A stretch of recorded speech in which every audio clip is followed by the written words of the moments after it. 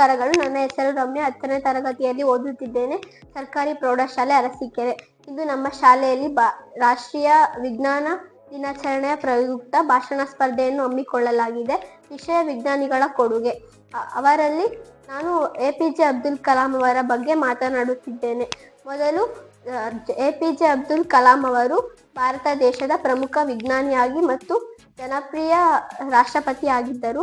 APJ Abdul Kalam ಅವರು ತಮಿಳುನಾಡಿನ ರಾಜೇಶ್ವರಂ ಎಂಬಲ್ಲಿ ಮಧ್ಯಮ ವರ್ಗದ ಕುಟುಂಬದಿಂದ ಅಕ್ಟೋಬರ್ 15, 1931 ಜನಿಸಿದರು. ಇವರ ಪೂರ್ಣ ಹೆಸರು ಅವುಲ್ ಪಕೀರ್ ಜೈನುಲಬ್ದೀನ್ ಅಬ್ದುಲ್ ಕಲಾಂ. ತಂದೆ ಹೆಸರು ಜೈನುಲಬ್ದೀನ್, ತಾಯಿ ಆಶಿಯಮ್ಮ. APJ ಅಬ್ದುಲ್ ಕಲಾಂ ಅವರು ಭಾರತದ 11ನೇ ರಾಷ್ಟ್ರಪತಿಯಾಗಿದ್ದರು.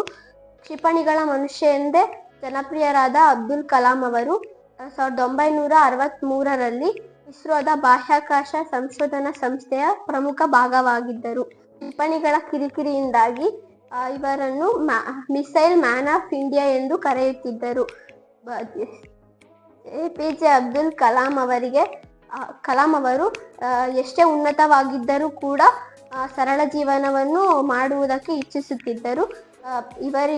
APJ ಅಬ್ದುಲ್ ಕಲಾಂ ಅವರಿಗೆ ಭಾರತದ ಅತ್ಯುನ್ನತ ಪ್ರಶಸ್ತಿಯಾದ ಭಾರತ ರತ್ನ ಸೇರಿದಂತೆ ಹಲವಾರು ಪ್ರತಿಷ್ಠಿತ ಗೌರವಗಳಾದ ಪದ್ಮಭೂಷಣ, ಪದ್ಮವಿಭೂಷಣ ಎಂಬ ಗೌರವಗಳನ್ನು ನೀಡಿ ಗೌರವಿಸಲಾಗಿದೆ.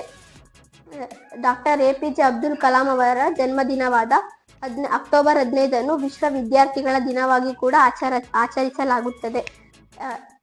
APJ ಅಬ್ದುಲ್ ಕಲಾಂ ಅವರು ಅನೇಕ ಮಾತುಗಳನ್ನು ಆಂಗ್ಲ ಭಾಷೆಯಲ್ಲಿ ಮಾತನಾಡಿದ್ದಾರೆ. ಅದರಲ್ಲಿ ಒಂದು life and time are the best teachers, life time are use of time and time use of value of life ಎಂದು ಹೇಳಿದ್ದಾರೆ.